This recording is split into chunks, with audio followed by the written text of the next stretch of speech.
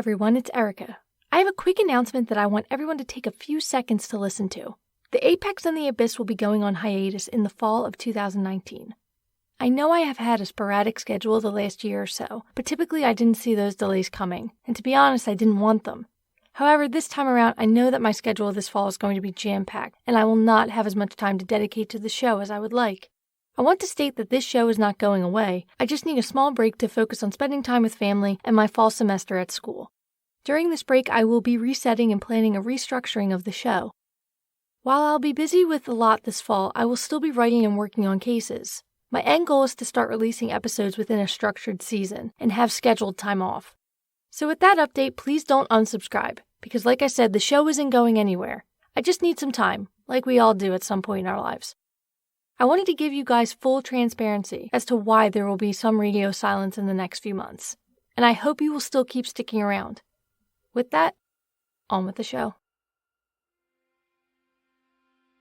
This episode of The Apex and the Abyss contains graphic descriptions, audio, and language that may be unsettling to some individuals. Listener discretion is advised. I recently got home from my trip to Chicago. When I was there, I took part in the first ever True Crime Podcast Festival. It was such an incredible time and event. I was so thrilled to interact with listeners of this show and to meet some of my friends. This was the first time I met any of them face to face. This trip to Chicago ticked off quite a few firsts for me. This was the first time I ever had flown on a plane, my first podcast festival, and my first time to Illinois. While there, I tried my best not to stick out like a tourist, but at the same time, I wanted to see what made Chicago so great.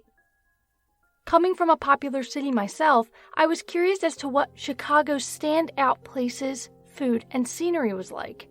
The food I divulged was incredible, but that alone could be a podcast in and of itself. My husband and I had the opportunity to check out Cloudgate, or The Bean, as it's called to some. This is an art piece by Anish Kapoor that is located in Millennium Park. The piece itself is said to weigh around 110 tons and is inspired by liquid mercury. It's a gorgeous piece of art and far more breathtaking than I imagined it would be. We were also able to check out the Art Institute of Chicago and see Van Gogh, Chagall, Seurat, Hopper, the list goes on and on. But I couldn't pass up the opportunity to see the Institute while on this trip. The art historian in me would be highly disappointed. Chicago is a city that is famous for so many things: art, food, and we can't forget about Wrigley Field. But just like with any place, there is a grim underbelly of history that lurks in the shadows as well. In fact, one of the world's most notorious and vile serial killers set up shop there.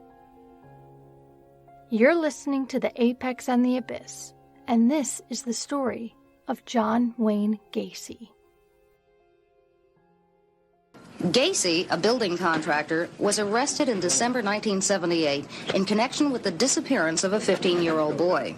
Later that month, police began uncovering bodies from a crawl space under Gacy's suburban Chicago home. 29 bodies were eventually found on Gacy's property, 4 others found in a nearby river. Gacy had confessed to the killings, but his lawyers claimed he was insane. Gacy said he has 4 personalities. John Wayne Gacy is an infamous serial killer who within 6 years became responsible for the deaths of at least 33 young men and boys. Gacy would viciously rape, torture, and murder his victims all within his home and then bury them either in his crawl space, somewhere in his yard, or dispose of them at a local river. Gacy had already been charged with a sex crime long before news would break about his serial killings. And yet, at the time that this story did break, it was shocking. Gacy was a popular individual in his community. He was a fairly successful businessman, and he partook in charity events where he would dress up as a clown for people's amusement.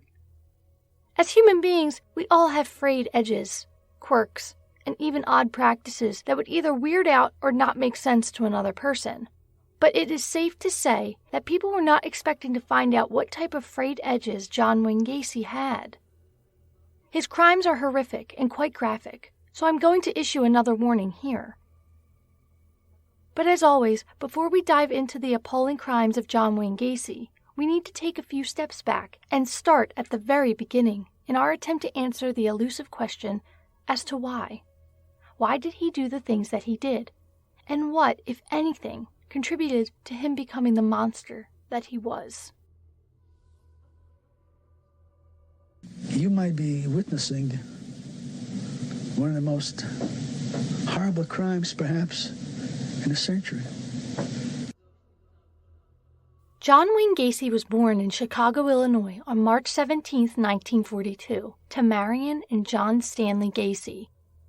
John Wayne Gacy was the second out of 3 children that would be born to the couple, and he was their only son. Throughout his childhood, Gacy was close to his sisters and mother. Their bond was easily formed and held. However, when it came to his relationship with his father, closeness did not come as easy. John Stanley was a World War I veteran, and now that his service in the war was over, he became an auto repair machinist to provide for his family. Marion Gacy was a homemaker and very close to her children. She did her best to protect them, specifically young John, against her husband's drunken rages. It wouldn't be uncommon for John Stanley to come home from work, disappear into his basement, and only emerge to target his son. John Stanley would beat his son for no reason whatsoever, sometimes to the point where the young boy would pass out. John Stanley would even go a step further and occasionally beat him with a razor strap. John Wayne Gacy would later state that one of his earliest memories in his life was of a beating his father was giving him when he was around 4 years old. Allegedly, the young toddler had gotten his hands on a car engine that his father was putting together and took some of the components out. To John Wayne Gacy, he was just playing, but his father didn't view it that way, so he beat him. Despite the fact that the boy was beaten mercilessly by the hands of his father, John Wayne Gacy still longed for his approval. However, he would rarely get it. On top of the physical abuse he endured, John Stanley would frequently put down his son. He would criticize him for everything: his weight, his intelligence, and he would make derogatory and homophobic comments to the boy. You see, John Wayne Gacy suffered from a heart condition early on in his life. It was severe enough that doctors told him that he was to avoid practically all strenuous physical activity. This meant that the young boy was forbidden to play sports and things of that nature. This was just one more thing to add to John Stanley's long list of disdain for his son. Marion hated seeing her son being so poorly treated and did her best to curb her husband's rages.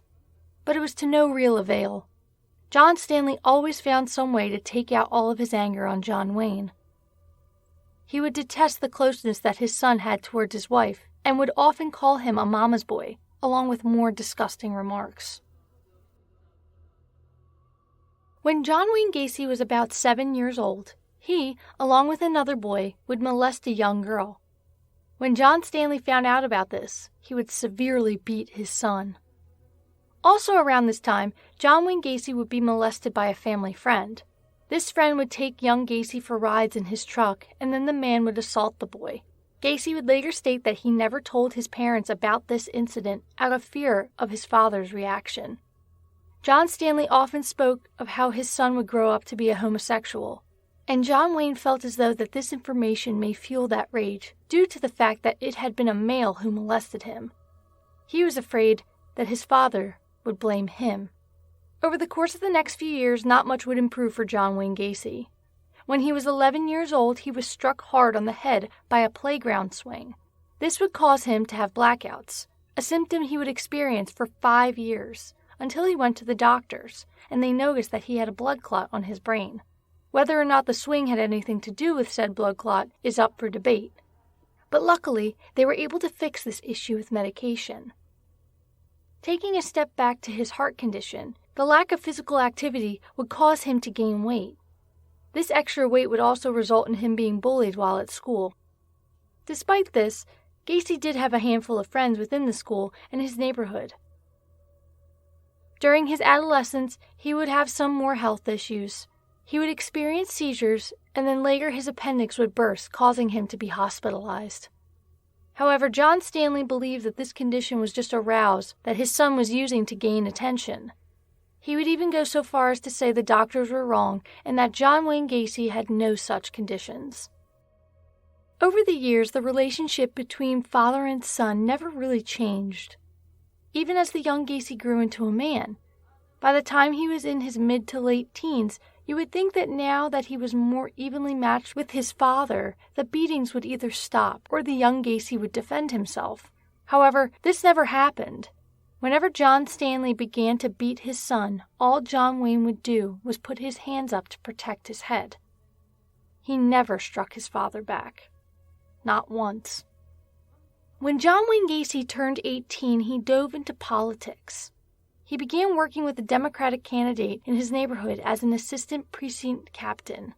Around the same time, John Stanley purchased a vehicle to give to his son. The car would be in John Stanley's name, and his son was required to make the monthly payments and pay for the upkeep of the car. A reasonable request from any parent when they buy a vehicle for their child. But like with everything that came from John Stanley, this gift was not just a kind gesture. It was a power move over his son. You see, whenever John Wayne disobeyed his father or did something that irked his father, John Stanley would take the car back, showing to his son that he had zero control. However, after one particular incident of confiscation and then returning the vehicle, John Wayne Gacy would get into his car and leave his childhood home behind. He would drive almost 1,800 miles to Las Vegas, Nevada. Once he got there, he managed to find a job at a place called Palm Mortuary. He was an attendant at the mortuary, and he would stay at this job for 3 months. Gacy, having no place to go, was allowed to sleep on a cot near the embalming room within the mortuary. One night, while alone, Gacy decided to jump into a casket with the body of a dead teenaged male. He would cuddle the young man's body and hold them for some time before he realized how deeply wrong it was. This wrong feeling sat in the pit of Gacy's stomach, so much so that he would reach out to his mother to see if he was allowed to come home. After a brief discussion with her husband, John Stanley and Marion told their son he could come back to them in Illinois. Gacy wasted no time and left practically the moment after he hung up the phone with his parents. Upon his return to Chicago, Gacy would begin classes at Northwestern Business College, which is surprising since Gacy had dropped out of high school. However, he somehow managed to enroll in the school. After he graduated from business college in 1963, Gacy would get a management trainee job at a shoe company. After about a year into the position, Gacy would be transferred to another store in Springfield, Illinois, which is about 3 hours away from Chicago. He would briefly work as a salesman at this store, but was quickly promoted to the manager of the department in which he worked. 1964 seemed to be a wonderful year for Gacy. He would become involved with an organization called the United States Junior Chamber, or the JCs as it's commonly referred. This organization is for people from the ages of 18 to 40 years old. Within this organization, you will gain leadership training and a better understanding of civic organization, management skills, and community service. He was also extremely successful at his job. On another positive note, he would get engaged to a woman by the name of Marilyn Myers. Gacy would meet Marilyn when he first came to Springfield. The two were co-workers, and after a 9-month engagement, the pair would get married in September of 1964. Soon after the wedding, Gacy's father-in-law asked him if he wanted to manage 3 Kentucky Fried Chicken establishments that he owned. The only catch to this proposition was that the location was in Waterloo, Iowa. John and Marilyn agreed to this opportunity and made the almost 300-mile trek to Waterloo. Thankfully, they already had a place to stay. Marilyn's parents would give the newlyweds the home they owned in Waterloo. The manager job was a wonderful opportunity for the Gacy family. John would make a high-income salary, and the pair did not want for much. Upon moving to Waterloo, John joined the local JCs. He enjoyed his time with the organization in Springfield and was eager to continue on with the work in Waterloo. Though his schedule was quite hectic, he would spend almost 14 hours a day managing all 3 KFC establishments, and then he would spend a few hours at night with the JCs. It wouldn't be uncommon for Gacy to brag about all the things that he did, how much money he had, and how he had endless ambitions in life. That's just who he was, but simply put, John Wayne Gacy was beloved by many people. He would partake in many fundraising projects and would help out anyone in need. He was even given the nickname of the Colonel because he was known for bringing fried chicken to the JC meetings. In February of 1966, John and his wife Marilyn would welcome their first child into the world, a boy by the name of Michael Gacy. A little over a year later, the couple welcomed their second child, Christine Gacy. It would be at this moment that John Wayne Gacy received what he had always longed for, the nod of approval from his father. John Stanley saw how much his son had grown into a hard-working family man and would pull him aside to tell him how proud he was of him and that he was sorry for all the horrors that he made him endure as a boy. John Wayne Gacy would recall that at this time in his life, happily married, 2 beautiful children, and the respect of his own parents, was the happiest time of his life. Unfortunately, this happiness would not last long. From the outside, John Wayne Gacy lived a picture-perfect life. A beautiful wife, 2 happy children, and a wonderfully successful work life. But looks can be deceiving. Before coming to Iowa and while still in Springfield, John Gacy would engage in sexual activity with another man. The man had been a member of the JCs in Springfield, and after many drinks, this man would perform oral sex on Gacy. Fast forward to Waterloo. Gacy would partake in drug use, wife swapping, and frequent sex workers. As much as John Wayne Gacy appeared to be a loyal and devoted family man, he was actually quite the opposite. It is also said that Gacy used his basement as a designated hangout for his young employees to drink, play pool, and relax. The only people who get invited to this basement would be young men that he worked with. At first, these hangouts were innocent, albeit a little weird to an outside viewer. What grown man would want to hang around teenage boys? But no one would suspect John Gacy of anything nefarious. After some time, John had groomed some of these young men. He would begin to make advances on them. After gaining the trust of these young boys and providing them alcohol and drugs, he would attempt to engage in sexual activity with them. If they told him no or rejected his offer, Gacy would brush off whatever advance he made on his employee like he just made them in jest. Like, oh, I'm just kidding. However, in August of 1967, Gacy's luck and the front he had put on for the public would shatter. John Wayne Gacy would sexually assault a 15-year-old boy by the name of Donald Voorhees. Donald's father and Gacy worked alongside each other in the JCs. At first, Gacy got Donald to come over to his house on a promise of alcohol and to watch porn in his basement. But he led them there under false pretenses. For months, Gacy would lure Donald into his basement, supply him with alcohol, and force the young man to perform oral sex. Gacy threatened Voorhees and intimidated him not to reveal anything that was going on. During this time, Gacy was subjecting many teenage boys to similar abuses. He sometimes would pay the boys $50 each to engage in sexual acts with him, saying it was for research. In March of 1968, Donald Voorhees told his father what was going on in Gacy's home. Donald's father called the authorities at once, and John Gacy was arrested and charged with sodomy, along with attempted sexual assault of another teenage boy. Gacy would state that Donald's father was only accusing him because he was running against him in elections amongst the JCs. Many people believed that John Gacy was innocent of these accusations, but that didn't matter. John Gacy would be indicted with a sodomy charge on May 10, 1968. This indictment did not deter Gacy from continuing on his depraved path. It appears as though he would stop assaulting young teenage boys for the time being, but he would use one in particular to do his bidding. Gacy would get 18-year-old Russell Schroeder to physically threaten Donald Voorhees. Russell got Donald to come with him to a secluded area where he proceeded to spray mace into his eyes and beat him. While laying on the ground, Russell told Donald that he was not to testify in Gacy's trial. Somehow, Donald was able to get away from Russell, and he immediately told the authorities what had happened. Soon after the crime, Russell Schroeder was arrested, and he would confess that Gacy had offered him money to intimidate Donald.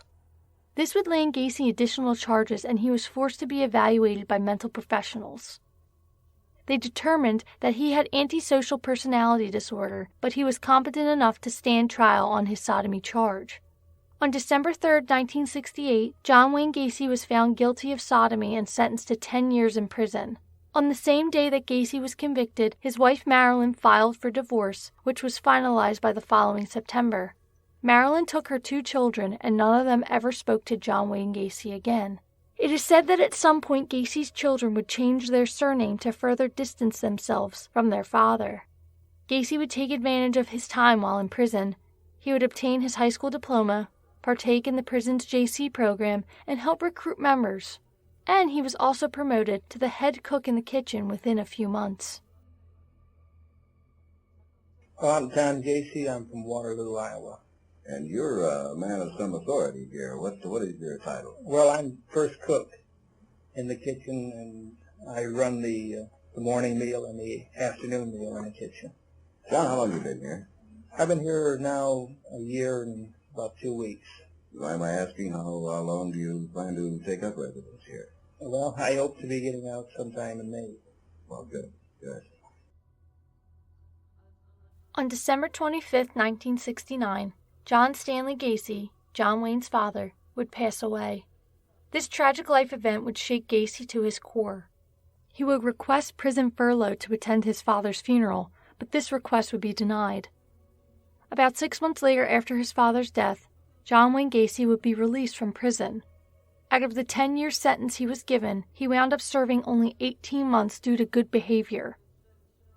He would be given 12 months probation after his release, and he was ordered back to Chicago, Illinois, where he would live with his mother. He would obtain a job as a short-order cook and begin his new post-conviction life. As the saying goes, a tiger cannot change his stripes, and John Wayne Gacy was no different. By February of 1971, Gacy would sexually assault another boy. Gacy would pick up the boy from a bus station and offer to drive him home.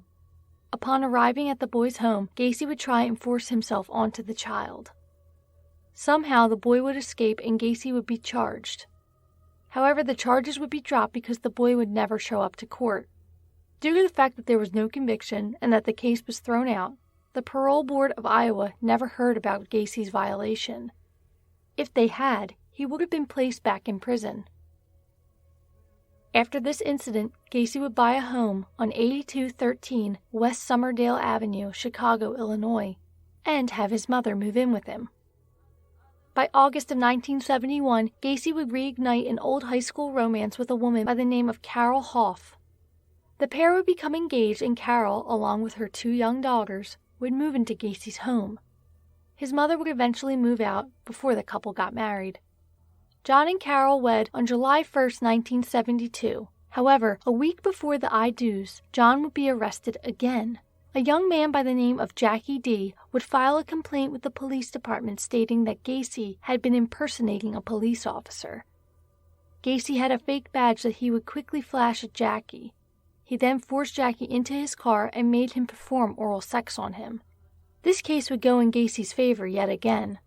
The charges would be dismissed once the court learned that Jackie D. attempted to extort money from Gacy in exchange for Jackie to drop the charges against him. Gacy once again slipped through the cracks of the legal system. He was a predator, and only a little bit of digging would have proven that. But this incident wasn't the end of Gacy's crimes. In fact, things were about to escalate to a whole new level. For 14 years I've been fighting the same battle. All I want is the truth to be learned, that I did not commit all the crimes. Once John and Carol got married, Gacy would quit his job as a short-order cook and try his hand at contracting.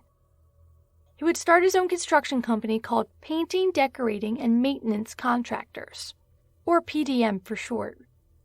Like with any small business, the work Gacy was getting was small. Minor repairs here and there, but not long after the launch of his business, Gacy had employees working on things like remodels, landscaping, and interior design. Business, as they say, was booming. But having a wife and 2 stepdaughters wasn't enough for Gacy. Having a successful business was not enough. for John Wayne Gacy. In 1972, John would commit his first known murder. It was January 2nd of 1972. Timothy McCoy was around 16 years old and had been traveling after visiting friends in Michigan on a Greyhound bus when he made a stop in Chicago on his way back home to Iowa.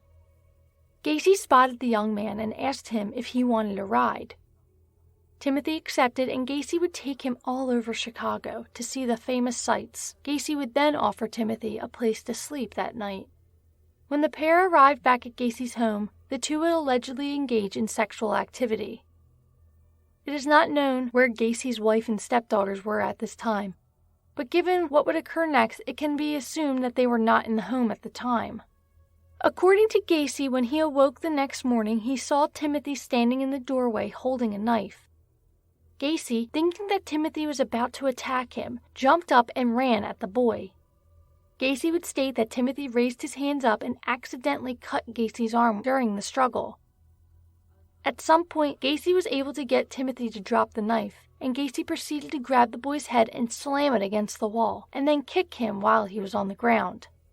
Timothy, in an attempt to defend himself, would kick at Gacy, further igniting his blind rage.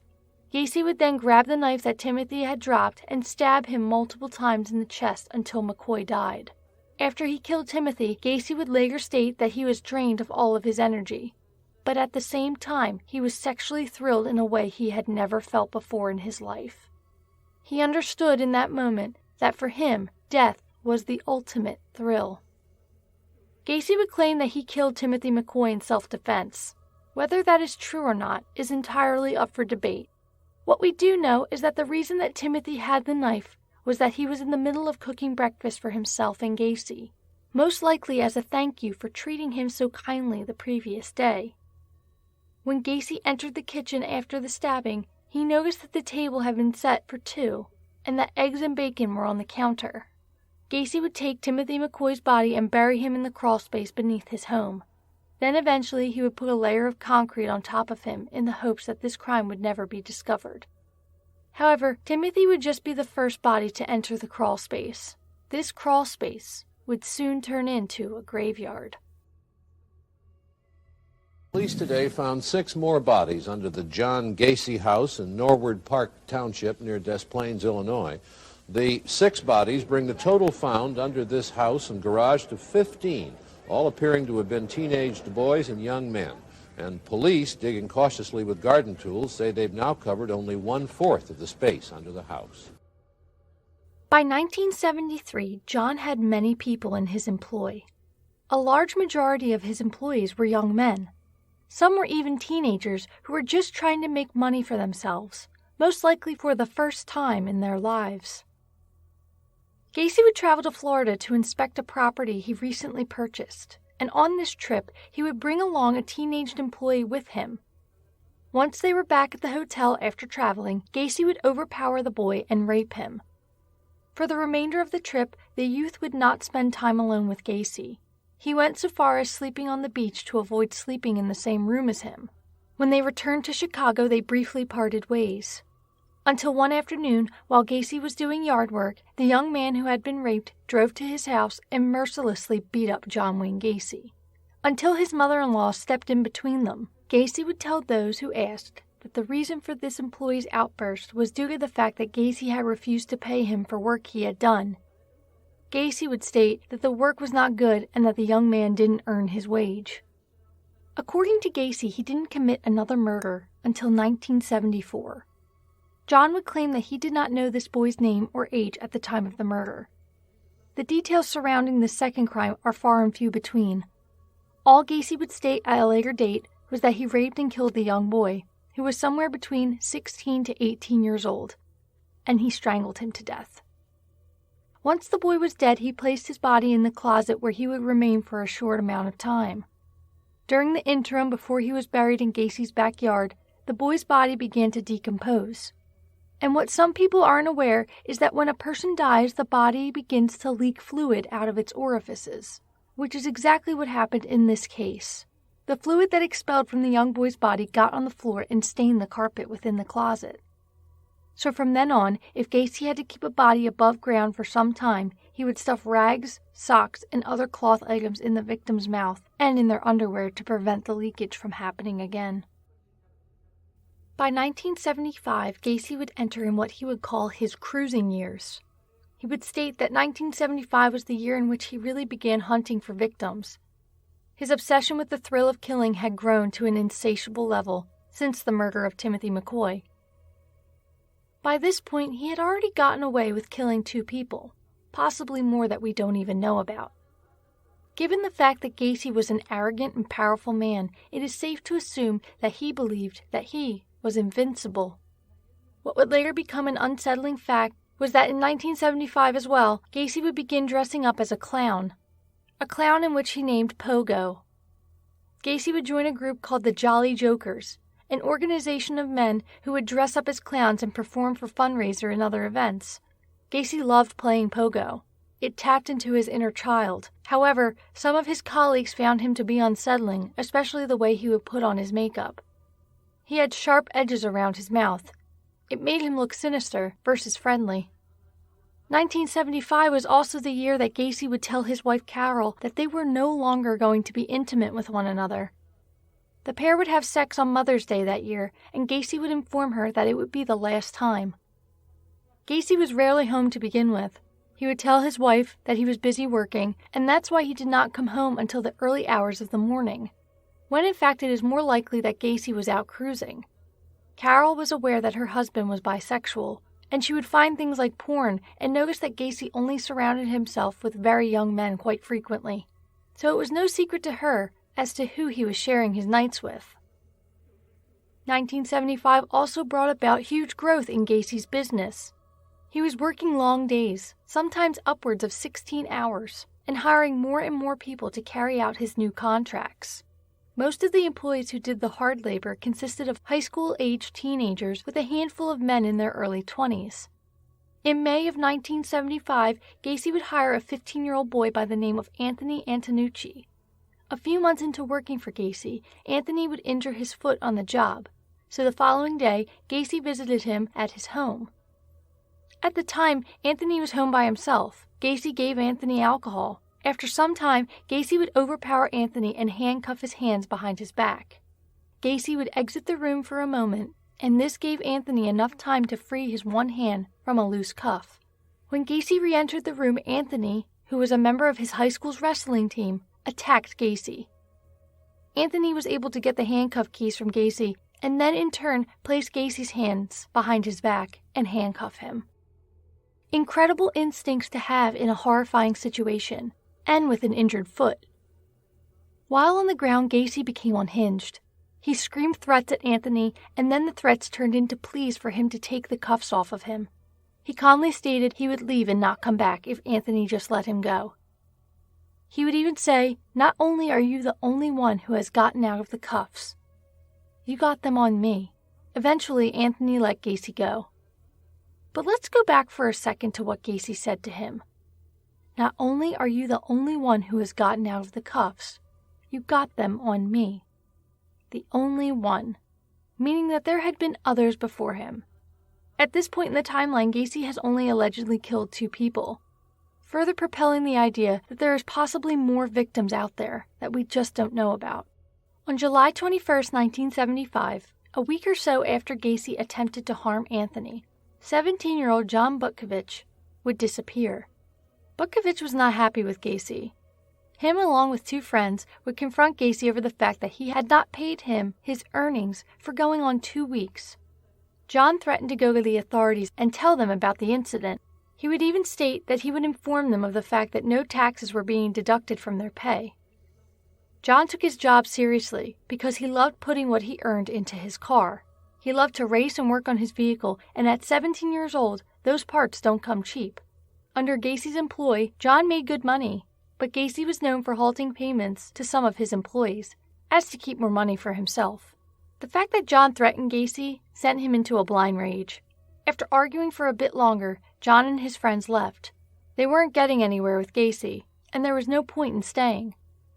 The following day, Gacy invited John over to his home. At this time, Gacy's wife Carol and his 2 stepdaughters were in Arkansas, so the pair were in Gacy's home all alone. Gacy would present John with a pair of handcuffs and tell him he knew a trick. This would later be dubbed the infamous handcuff trick. It was very simple. Gacy would first place the handcuffs on his own wrists and then spin around. By the time he was facing his audience again, the handcuffs would be dangling off one of his wrists. Those who saw the trick would ask, how did he do that? To which Gacy would reply, I'll show you. The same scenario is most likely what occurred with John. Gacy was able to place the handcuffs on the young boy and then inevitably kill him. It's hard to imagine what John and Gacy's subsequent victims would endure after they realized they were trapped. Once Gacy placed the handcuffs on his victims, he would state, the trick is, you have to have the key. After this, Gacy would mercilessly torture, rape, and kill his captive, sometimes in slow and painful ways. Gacy would use a rope to typically strangle his victims. He specifically would use a tourniquet knot, wherein he would tie a rope around the young man's neck, place one knot, then tie another knot on top of the first one. Then he would slip a thin piece of wood in between the knots and turn. The more you turn, the tighter the rope becomes, inevitably cutting off the person's air supply and killing them. John's parents would inform the police that their son was missing and implored them to check out Gacy, due to the fact that John's friends informed his parents that him and Gacy had gotten into a terrible fight before he went missing. But nothing ever came of this request. John's father Marco would reach out to Gacy himself, and Gacy would state that he had no idea what happened to John. He would admit that John had come to his home and an argument ensued. But once he left, that's where his knowledge of John's whereabouts ceased. He would also tell Marco that the police had never spoken to him about John's disappearance either. John's parents would ask the police dozens of times to keep looking at Gacy, but they wouldn't. Not long after John's disappearance, Gacy and his second wife would file for divorce. The marriage at this point was non-existent. They spent no time together, and they had not been intimate for at least a year. Carol and her daughters would remain in the house for a short time, but eventually the 3 left 8213 West Summerdale Ave in early 1976, leaving Gacy to have the entire house to do whatever he pleased. Hailed a glorious streaming service, an essential must-have by The Hollywood Reporter, Acorn TV brings you top-rated mysteries and dramas from Britain and beyond. Acorn TV offers critically acclaimed gems, timeless classics, and exclusive Acorn TV originals, all commercial-free. Catch TV's biggest stars like Sandra Oh, David Tennant, Olivia Colman, Tandy Newton, Lucy Lawless, and Benedict Cumberbatch. Looking for an addictive period drama, thrilling whodunit, or heartfelt comedy? It's waiting for you on Acorn TV. Visit www.acorn.tv or download the Acorn TV app on your favorite device. Get an extended 30-day free trial with code TRUECRIME. In April of 1976, Gacy would murder Darrell Sampson. The following month, on May 14th, Gacy would murder 2 young men on the same day. Randall Reffitt was last seen walking home from school. After that, he disappeared into thin air. According to reports, Randall died from asphyxiation due to a rag being placed into his mouth as a gag. Within a few hours of killing Randall, Gacy would also murder Samuel Stapleton. He would refer to nights that he killed more than one person as a double. Over the course of the summer of 1976, Gacy would murder Michael Bonin, William Carroll, James Hackinson, and Rick Johnston. Each young man was between the ages of 14 to 18 years old at the time of their deaths. Within this group of victims is also an unidentified male who was murdered around the same time. Currently, his name is still unknown. Towards the end of August of 1976, Gacy would invite one of his employees to move in with him. 18-year-old David Cram had spent time in the Army and knew how to defend himself. Soon after he moved into Gacy's home, he would be conned into putting on those infamous handcuffs. The pair had been drinking, and Gacy used his charm and magic trick spiel to fool the young man. While he had him handcuffed, Gacy would inform Cram of his intentions of raping him. David was somehow able to escape the handcuffs and hit Gacy in the face, knocking him to the floor. Despite this whole thing, David still lived with Gacy for another month. Perhaps he thought it was just a sick joke gone wrong.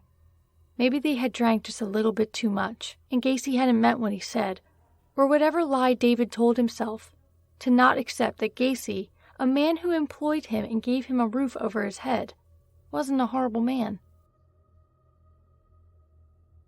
However, Gacy would attempt to attack David again.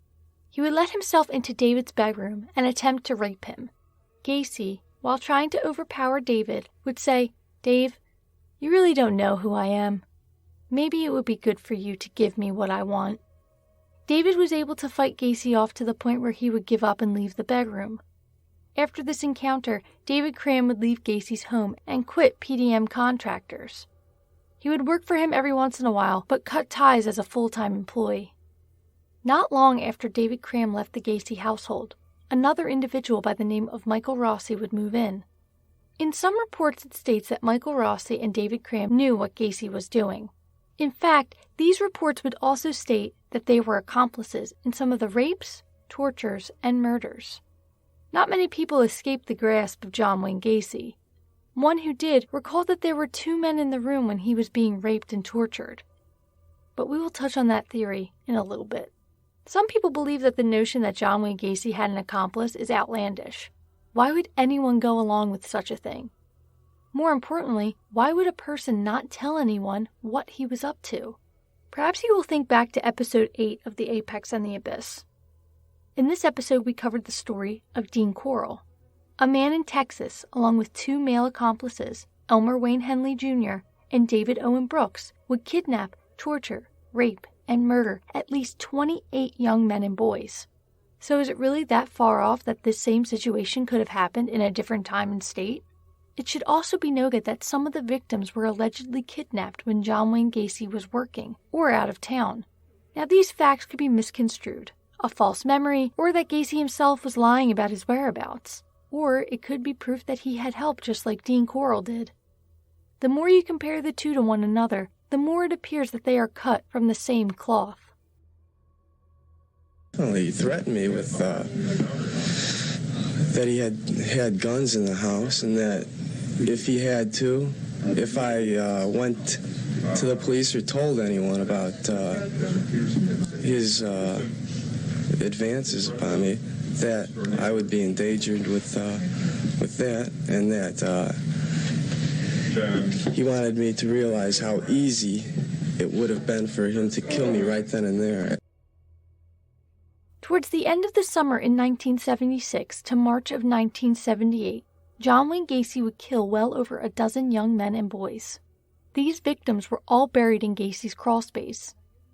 There were so many bodies down there that he began stacking them within the graves. Now, if you've ever seen a photo of John Wayne Gacy, and you've seen the picture of his crawl space, it's kind of a tight fit. It would be difficult for him to comfortably maneuver around down there. So after a certain point, he would get his young employees to dig holes in there. He would tell them exactly where to dig and how deep. He made sure they stayed within a certain frame so they would not come across other bodies. The excuse he would give them as to why they were digging was that he needed more storage space, which horrifically wasn't a lie. He just didn't tell them what he was storing down there. In 1977, Gacy would kidnap a man by the name of Robert Donnelly. He would force 19-year-old Robert into his car at gunpoint.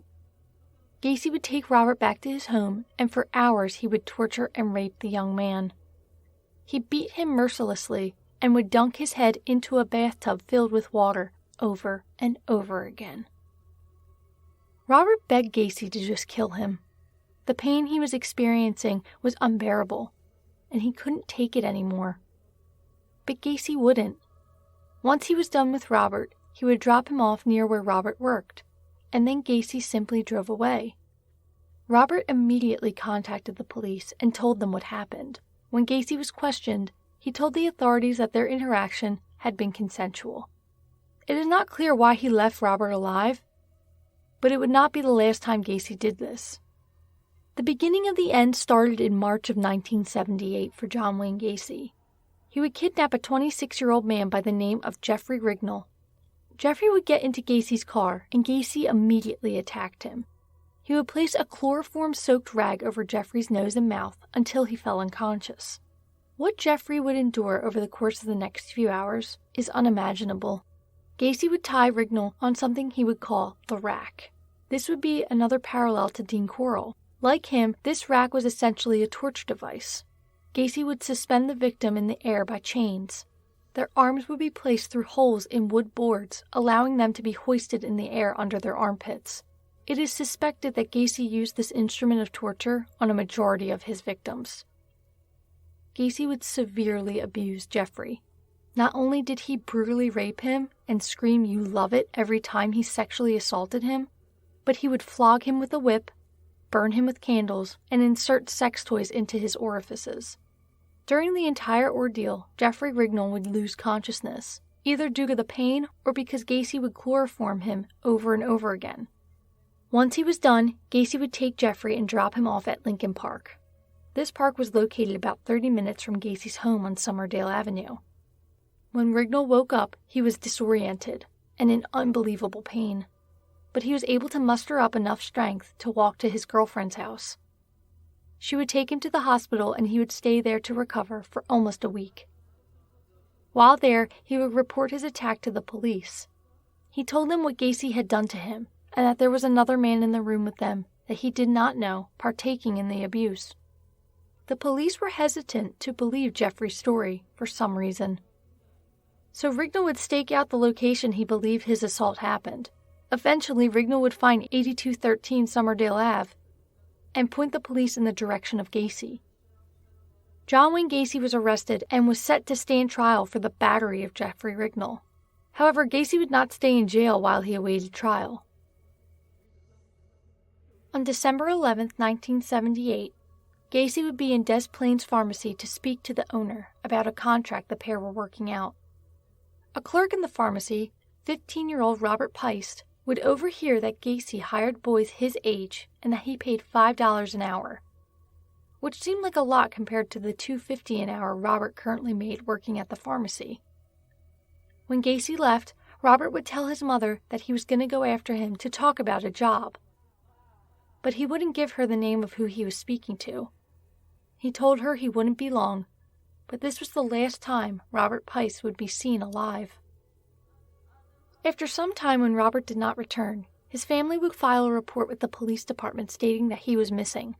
After some investigation, the police were able to find out that Gacy was allegedly the last known person to speak with Robert Peist. The police would go to Gacy's home to see what he knew, and stated that he offered to give a job to Robert Peist, but may have spoken to him while he was in the store.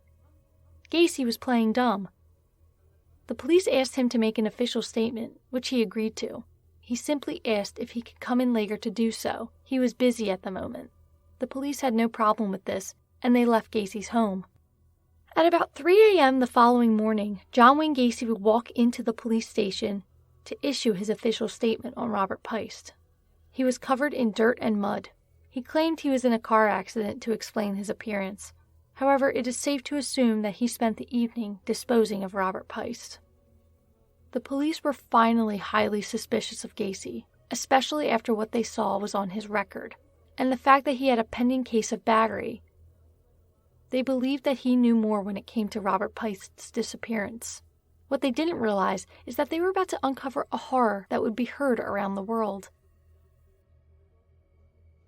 The police would issue a search warrant of Gacy's residence. They would find many suspicious items within his home, like driver's license that didn't belong to him, a class ring from a 1975 class from a local school, clothes that were far too small for Gacy to fit into, and a slew of other items that just didn't seem to fit. The most important piece of evidence they would find in Gacy's home would be a receipt in his kitchen from the pharmacy that Robert Peist worked at. This receipt was placed in Robert's jacket by a girl he worked with. She had borrowed the outerwear briefly before Robert put it back on to follow Gacy out of the pharmacy. During this search of his home, the police would also confiscate one of Gacy's cars, specifically his Oldsmobile, and officials then assigned men to keep an eye on him for 24 hours a day. If you were Gacy, and had committed such horrific crimes, you would think that he would be shaking in his boots. But he wasn't. Like previously stated, after the first 2 murders, Gacy's arrogance seemed to overtake him, and it seems like he truly thought that he would never be caught. He would toy with the surveillance teams, speed through red lights as they were tailing him, accost them from afar, and even on some instances, offered to cook them breakfast. Suffice it to say that those watching Gacy all day long noted that he was an odd fellow, to say the very least. A particular comment seemed to stick with a team of investigators who took Gacy up on his offer of a meal one day. While they were eating, Gacy would just simply state, "You know, clowns? They can get away with murder." But soon after the investigation began, Michael Rossi, one of the young men who had lived with Gacy and worked for him, informed police that 2 young men who had worked with Gacy had disappeared too. They would eventually interview David Cram as well, and he would tell them about how Gacy tried to rape him multiple times. Both boys would be interviewed multiple times, and as they were starting to realize that Gacy had connections to multiple disappearances, they began asking the pair who knew Gacy tougher questions. The interview would escalate to the point where investigators would ask them, if Gacy had killed anybody, where would he hide their body? To which they both would reply, the crawl space. The police were finally closing in, and the air of arrogance that Gacy once had was starting to diminish. It appeared as though that he wasn't sleeping. He began to look unkempt, and his friendly demeanor was almost non-existent. Police would return to Gacy's home to search it again after they confirmed that the receipt they had in evidence had been on Robert Pice the day he went missing. And they also wanted to look for more evidence when they realized that the class ring traced back to a missing boy by the name of John Cizik. Currently, all the information and evidence they had was circumstantial. They needed more. During this search, they noticed something different. A horrible smell of decay was coming from the heating vents in the house, something that wasn't picked up on as strongly as before. During the first search, there was a mild odor, but Gacy gave multiple excuses, like it was the drain, the trash, or dog waste that had dried up on the floor. But this time the odor was stronger and more prevalent. The smell of death is incomparable, and the police knew something was seriously wrong. However, they didn't check the crawl space that night. It's not clear why, but they would eventually just leave. Search for victims of John Wayne Gacy may be shifted to the basement of this building on Chicago's near north side. A carpenter has told authorities that when Gacy's contracting company remodeled the basement in 1976, it had a bad smell, which Gacy blamed on dead rats. The subcontractor also claimed that Gacy worked at night in the basement, pouring concrete. So far, the 28 bodies attributed to Gacy were found exactly where Gacy told authorities to look, in the crawl space of his suburban home or in a nearby river. There has been no mention till now of any other location. On December 22nd, 1978, while already in police custody, John Wayne Gacy would confess to murder to the authorities. He told them he started back in 1972 and was not able to stop. He claimed that the young men and boys in which he murdered were either runaways or sex workers, which wasn't true. Yes, some of them may have been runaways, but on the whole, he was acquainted with the young men, or if he wasn't, he would lure them into his car or home. He would repeat the same information to the police as he did to the lawyers. He told them how he killed them and what he did to his victims. He even spoke of future plans of killing. He knew he was running out of space, so he was considering doing some construction at his home to have more room to dispose of the corpses. He had recently run out of room and began dumping the bodies by the river. Gacy would take the police back to his house and show them where the bodies were buried. Most of the bodies were under the crawl space, but there was one under his garage and another buried by his barbecue pit. Gacy would even draw a sketch of his crawl space so investigators knew where to dig. He would place stick figures within circles to show which ones were graves and how many people were in the one spot. Over the course of the investigation, 33 bodies would be recovered. 29 victims were found within Gacy's home, and the other 4 were thrown in or around the river of South Chicago. What kind of man was Mr. Gacy? What kind of a man? How would you characterize him? Oh, I don't know. I characterize him. I thought he was a pretty fine person. Very good, very, very amiable. I like them. Even now I like them. I feel sorry for him that this has happened, but he's been a wonderful person, a very generous person to us. Now, what kind of a neighbor was he? Very good neighbor. If there was a case that I needed to borrow a tool from the man, because he had many good tools, he was more than willing to let me have anything I wanted, anything. Now, of course, we know that the problem here is the story of these bizarre occurrences, murders right next door to your home. Did you ever hear anything that would indicate to you that there was foul play going on over there? Never a sound, not a sound, never. Not even, like they've asked about screaming or anything. Never a sound out of that house. It's always been a quiet house. Never any noise or anything? No, other than maybe doing some construction work at night, outside, a little loudness that way, sawing and things like that, but I attribute that to his work. Let me ask you something else. You said about he seemed to have odd hours. Would you explain to me what kinds of things you heard going on at night or whatever? Well, it would be basically loading his vehicles. His trucks were coming constantly, and at all hours of the night they would come in. That might be strange, but I attribute that to work.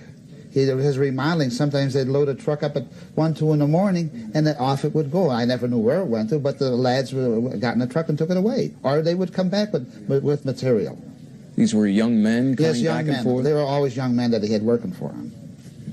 Now, did you ever have any indication that there was any kind of foul play going on? He was supposedly a homosexual. Was there any indication of that? No, there never was anything. I only had my own suspicions of why he was always surrounded by so many young people. Always young males. Never older persons, always young people. Did you ever talk to him about this late night activity, that kind of thing? Only at night if they got too carried away and would get a little too noisy. I've gotten up at 1:30 and 2 in the morning, and when he was sawing out there, and I would ask him to cease it, and he said, "Sorry, Ed." He says, "I'll stop right away." Because I had to get up for work the next day. I said, "John, that's annoying to have you sawing with a power saw out in the garage at 1, 2 in the morning." And he'd done that on a number of occasions.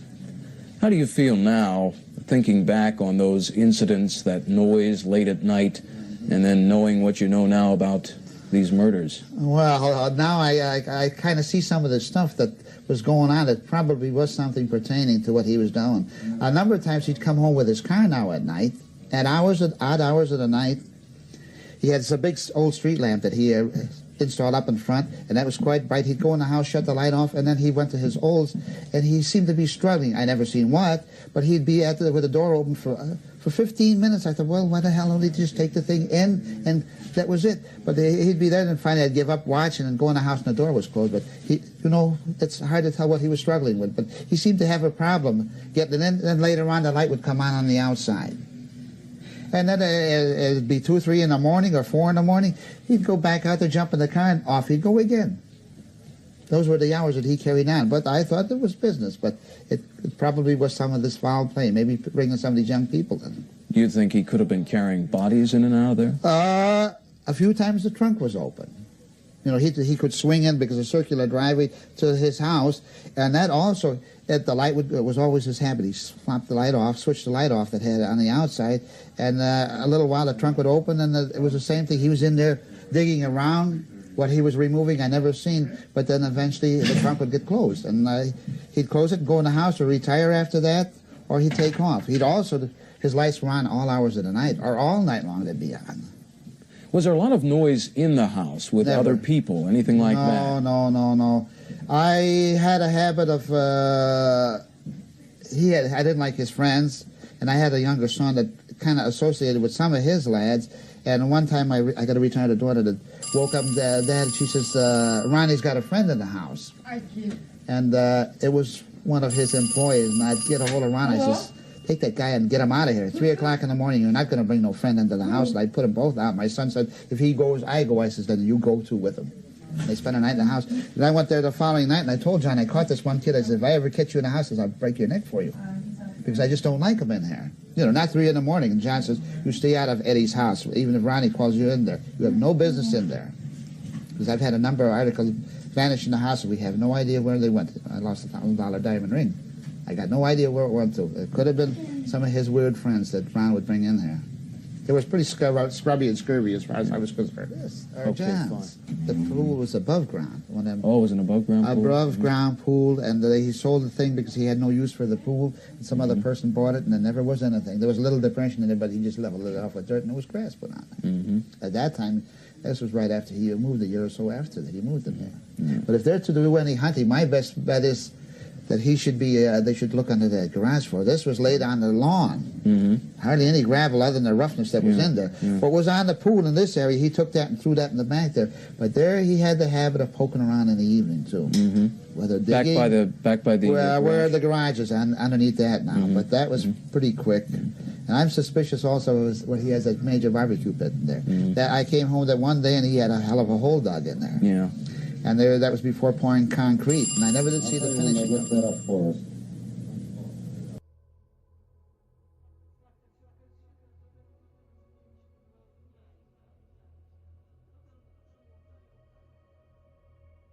It took quite a bit of time to ID all the bodies that the investigators found. By the time the trial started, they had only identified 22. Gacy's trial would begin on February 6, 1980. The people of Chicago and the world were still in a state of shock about what they found within his home. John Wayne Gacy was a successful businessman, a helpful neighbor, and an entertaining clown for kids. But now he was a vile murderer, a monster in the eyes of those who knew him and once respected him. Gacy would spend some time leading up to his trial trying to convince the world that he was insane. He also tried to prove that he had multiple personalities. Gacy would be deemed sane and fit to stand trial, but defense doctors would diagnose him with paranoid schizophrenia with a multiple personality disorder. However, the prosecuting doctors refuted these claims. Over the course of the trial, many people would take the stand against Gacy. Michael Rossi would speak about digging the trenches in the crawl space and how he was not allowed to deviate from the spot in which he was instructed to. Eventually, Gacy would put Rossi in charge of overseeing others digging in his crawl space. Gacy did have a busy schedule, so he would delegate such work to his hired hands. No one questioned why he wanted these holes dug to such particular specifications. They trusted Gacy. They had no idea that they were digging graves. Donald Voorhees would also take the stand to speak about Gacy and the assault he experienced. This was not an easy task for Donald, and after a certain point, it became too much to deal with, and he would ask to take a step down from the stand. Jeffrey Rignall would also testify and speak about the horrific night that he was taken by Gacy. Reliving it was so difficult for Jeff that he actually became sick on the stand. Gacy's behavior in the courtroom was despicable. If a surviving victim struggled to speak, he would chuckle at them. Imagine how unnerving it would be to be one of Gacy's victims in that moment. They know how important their testimony is, but at the same time, the situation in and of itself is terrifying. This man in front of them tortured them, abused them, and took pieces of them away. To see him laughing at their uncomfortableness must have been a jarring experience. After hearing hours of testimony over the course of 5 weeks, it was time for the jury to come to a verdict. They deliberated Gacy's fate for less than 2 hours. When they returned, they informed the judge that they had found Gacy guilty of 33 counts of murder. Later, they would sentence Gacy to death for his crimes. Prosecutor Terry Sullivan called Gacy's insanity defense hogwash. In his confession, Gacy admitted killing the young men after having sex with them, then burying most of the bodies under his house. The prosecutor called Gacy a vile, evil, diabolical murderer who must be held responsible for his acts. Gacy chuckled. The photos of the 22 identified victims were displayed. Murder, Sullivan said as he pointed to each one. Murder. Relatives of the victims wept. Sullivan told the jury that justice implores them to find Gacy guilty of murder in the worst degree. Once in prison, Gacy would recant his previous confession to the murders. He said he had knowledge about certain ones, but a majority of the bodies found within his own crawl space were not put there by him. He would even do a prison interview stating his innocence. People don't want to know the truth and the honesty of it. If they want to be convinced or brainwashed into what they believe, then fine, then go ahead and kill me. But vengeance is mine, saith the Lord, because you will have executed somebody that didn't commit the crime. When they paint the image that I was this monster who picked up like these altar boys along the street and swatted them like flies, I said, this is ludicrous. I've taken 3.5 hours of truth serum, and under sodium amytal, the maximum amount that I could have, it shows that I have no knowledge of the crime whatsoever. Never have had. There is no proof anywhere that he ever took truth serum. Now, it's not only a matter of physical evidence, it's a character issue as well. Many times during our interview, he tried to portray himself as a good guy, an ethical, hard-working family man. Here's how he describes himself as a father. Loving and caring. I've always looked after my children, even now. What kind of values you remember imparting to them? The kind of values? Were you strict with them too? No, not as strict as, no.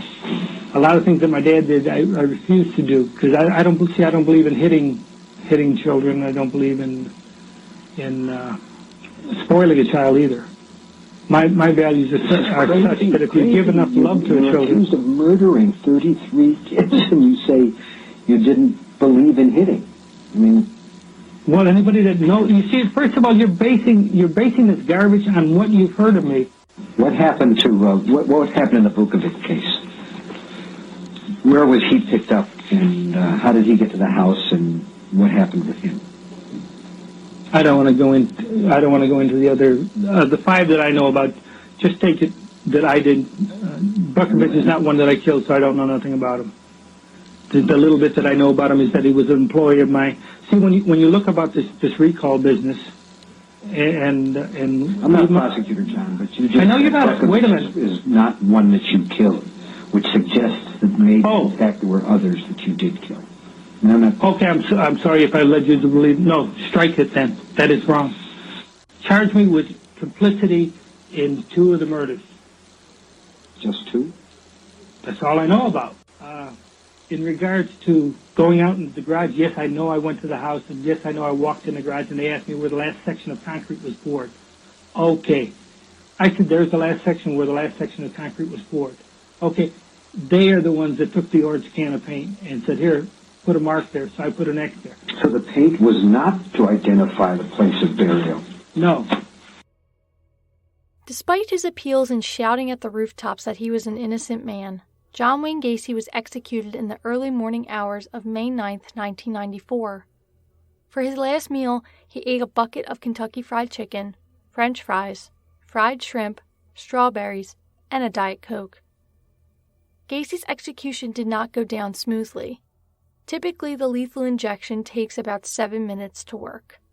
At least that's the average. Due to some issues, it took John Wayne Gacy 18 minutes to die, a most likely very painful death. It is said that no death sentence is painless. It just appears that Gacy's was a little bit more than usual. Some reports state that his final words were, "Kiss my ass."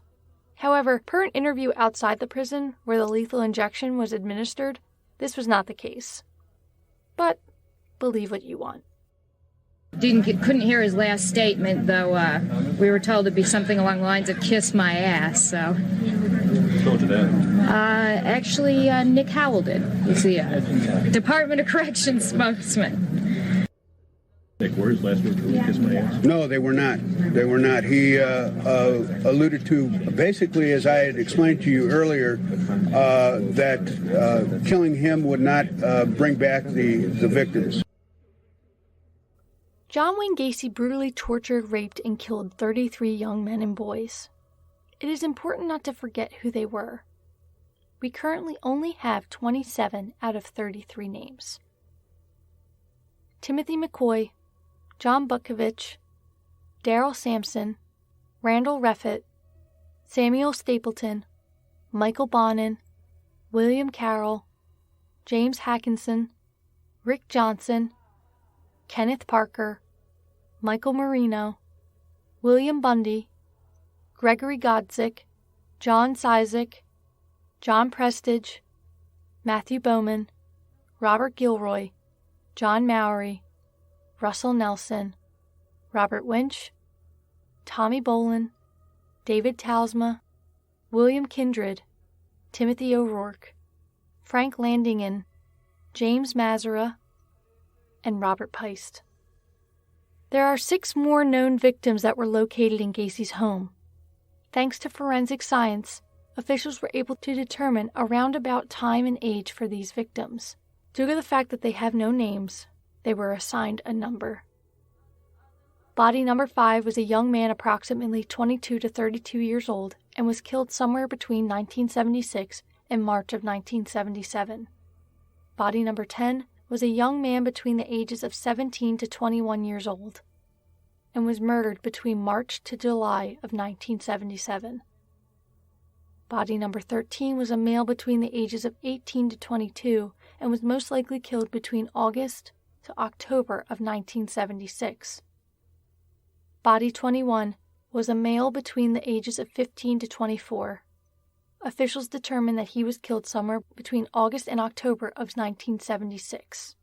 Body number 26 was a young man between the ages of 23 to 30 years old. He was murdered between June and August of 1976. Lastly, body number 28 was a young man between the ages of 14 to 18, and it was determined that he was killed in January of 1974. John Wayne Gacy may have had more victims. In fact, it seems more than likely that he did.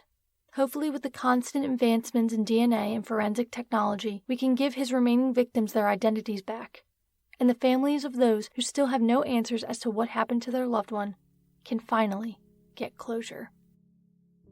Have you given some thought to what you might want to say, your last words? You shall know the truth, and the truth shall set you free. I will be at peace. But in the end, the families will have not gotten justice. It may take away some of the pain that you're executing me, but you will not have served those families properly.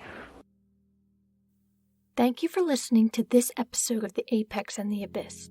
If you would like to reach out, you can find me on Twitter, Instagram, and Facebook. You can also submit episode requests to apexandabyss@gmail.com. If you would like to support the show, you can do that in many ways. You can give the show a 5-star rating and a review on iTunes. You can head on over to Patreon to become a monthly donor for as little as $1 a month. You can buy show merchandise on tpublic.com, or you can submit a one-time donation at apexandabyss.com. All the links will be posted in the show notes. Have a great week, everyone. Until next time.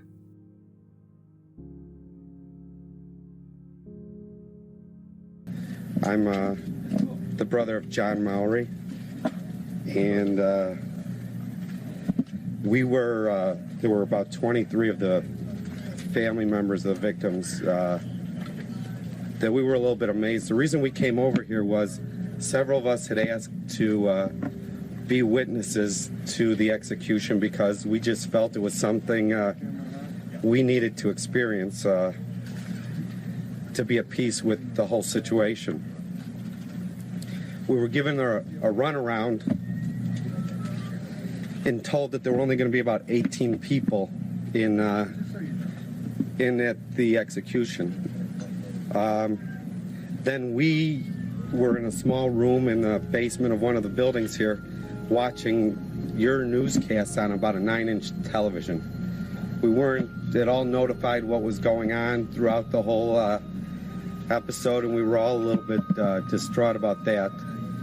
And then we had heard through your broadcast after the execution was completed that there were approximately 40 to 45 people in witnessing the execution. And the whole thing that we've been here about is to try and stress victims' rights and the families of the victims. And we feel that one of our rights were stripped by not allowing us to be there at the end. Not to be morbid or anything, it was just something that was a matter of closure for us and our families. Vito has been through quite a bit trying to get to witness the execution as I have. I mean, this has been 14 years in the making, where it's a constant reminder when we see Mr. Gacy on the news. My mother has been very cooperative with all of you. And I'm just glad that finally a little justice was done in this matter. Peace.